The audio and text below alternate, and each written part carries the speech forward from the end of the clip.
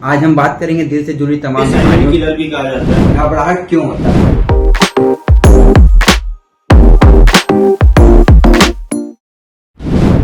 आदाब, मैं डॉक्टर दानिश और आप देख रहे हैं डॉक्टर दानिश ऑफिशियल। आज हम बात करेंगे दिल से जुड़ी तमाम बीमारियों की और हमारे मेहमान होंगे प्रोफेसर अजुद्दीन मलिक, जो अलीगढ़ मुस्लिम यूनिवर्सिटी के डिपार्टमेंट ऑफ कार्डियोलॉजी के प्रोफेसर हैं। प्रोफेसर अजुद्दीन मलिक जो शुरुआती पढ़ाई मतलब MBBS Jawaharlal Nehru medical college MU से पढ़े हैं, उसके बाद MD इन मेडिसिन, DM इन कार्डियोलॉजी न्यू दिल्ली एम्स से पढ़े हैं। न्यू दिल्ली एम्स जो हर डॉक्टर की ख्वाहिश होती है पढ़ने की।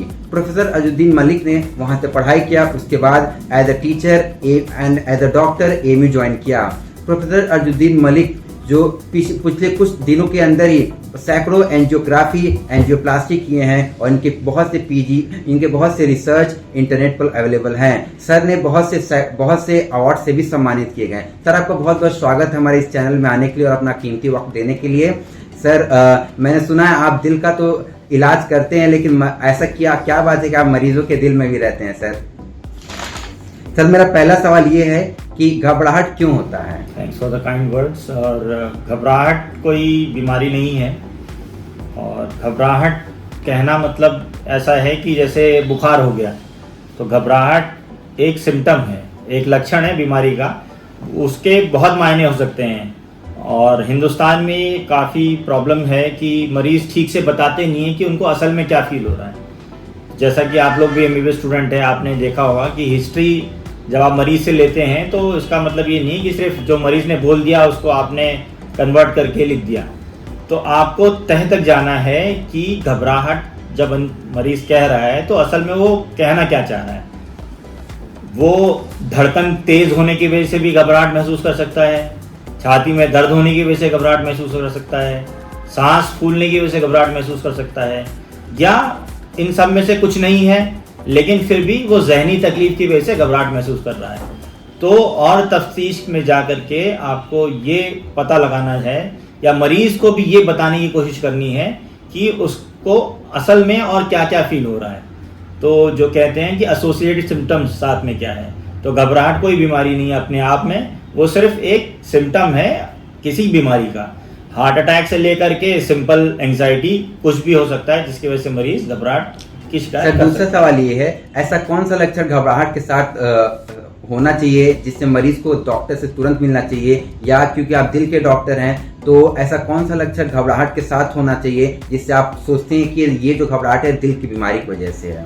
तो अगर दिल घबराहट के साथ साथ अचानक से पसीने छूट गए, उसके मरीज को ऐसा लग रहा है कि अब बस मरने वाले हैं, मर जाएंगे, या छाती में भारीपन लग रहा है, ऐसा लग रहा है कि छाती जकड़ी जा रही है, या सीने पे किसी ने पत्थर या बोझ रख दिया है, या जो दर्द है वो छाती से उठ करके हाथ में जा रहा है, जबड़े में जा रहा है, पीठ की तरफ जा रहा है, तो इन सब बातों से संभावना बढ़ जाती है कि ये हार्ट अटैक है।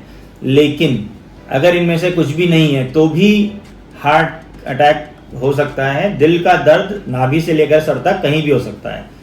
तो अगर पेशेंट्स को, मरीजों को रिस्क फैक्टर्स हैं, रिस्क फैक्टर माने कि वो चीज़ें जिनसे हार्ट अटैक की संभावना बढ़ती है, जैसे कि आप डायबिटीज़ के मरीज़ हैं, आपको ब्लड प्रेशर की बीमारी है, या आपका कोलेस्ट्रॉल बढ़ा हुआ रहता है, या आपके ख़ानदान में किसी को कम उम्र में हार्ट अटैक आया है, या आप बीड़ी सिगरेट पीते हैं, तो इस टाइप के अगर आपको रिस्क फैक्टर्स हैं तो आपको चांस ज़्यादा है और आपको ज़्यादा सतर्क रहने की ज़रूरत है बाकी लोगों के कम। मेरा तीसरा क्वेश्चन है कि पैनिक अटैक और घबराहट दोनों एक तरीके से होते हैं, तो जरा इसमें थोड़ा फर्क बता दीजिए सर। शुरू में सिर्फ तकलीफ के बेसिस पे दोनों को में फ़र्क करना कई बार मुश्किल पड़ जाता है।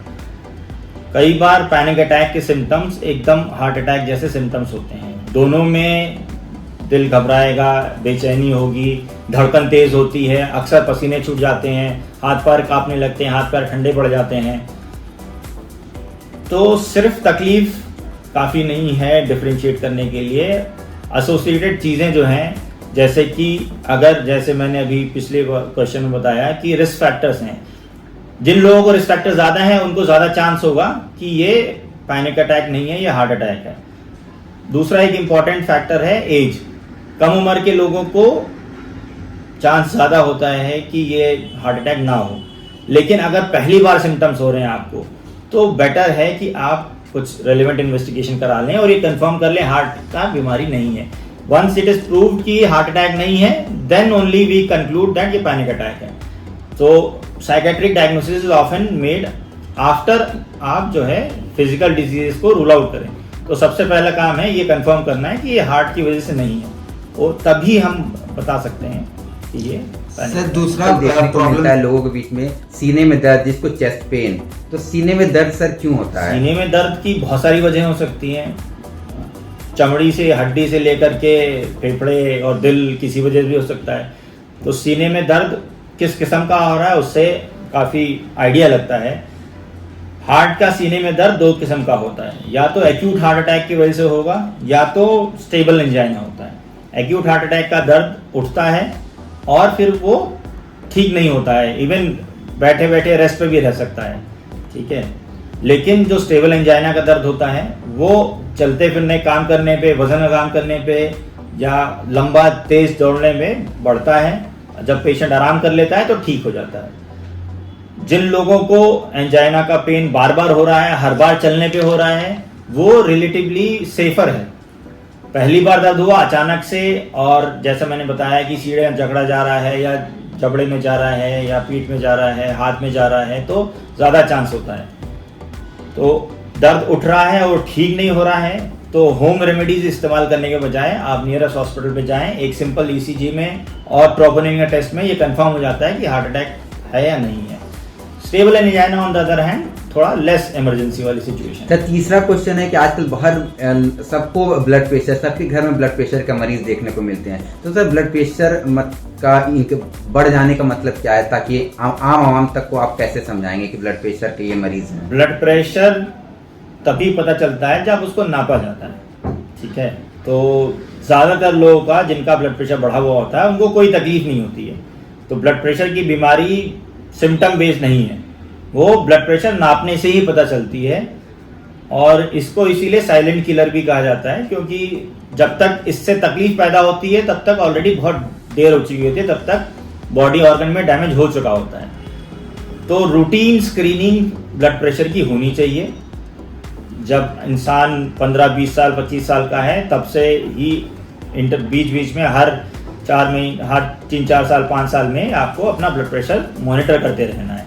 ब्लड प्रेशर नापने से पहले कुछ एहतियात ज़रूरी हैं। जब भी आप किसी तरह के डिस्ट्रेस, डिस्कम्फर्ट में हो, तकलीफ में हो, उस वक्त का ब्लड प्रेशर नहीं देखना है for making the diagnosis of hypertension. मतलब कि जब आप इत्मीनान से पूरी तरह रिलैक्स्ड एंड रेस्टेड स्टेट में हो, उसी वक्त का ब्लड प्रेशर देखें। और कभी एक सिंगल रीडिंग जो ज़्यादा आती है उसके बेसिस पे नहीं बनाई जाती है। ब्लड प्रेशर की बीमारी तब कही जाती है जब लगातार मल्टीपल रीडिंग्स में आपका ब्लड प्रेशर हाई आ रहा है और उस वक्त आप पूरी तरह रेस्टेड एंड रिलैक्स स्टेट में हो, चाहे कॉफ़ी, बीड़ी, सिगरेट वगैरह नहीं पीनी हुई हो या मेंटली या फिजिकली स्ट्रेस में ना हो।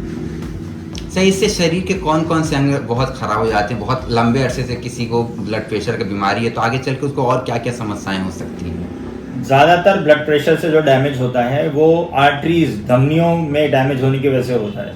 तो जो छोटी छोटी धमनियां हैं वो भी फटती हैं, आर्टरीज, उसमें भी दिक्कत होती है। तो माइक्रोवैस्कुलर उसको बोलते हैं। उनसे एग्जाम्पल हैं किडनी खराब होना, आंखों के पर्दे में डैमेज होना, स्ट्रोक होना, ठीक है।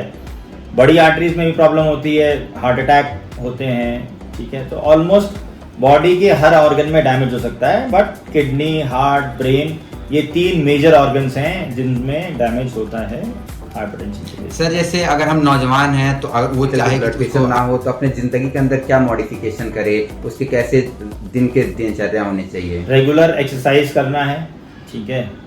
और खाने में फ्रेश फ्रूट, वेजिटेबल्स ज़्यादा होने चाहिए, नट्स होने चाहिए, ठीक है। मतलब कि बादाम वगैरह अच्छा होता है।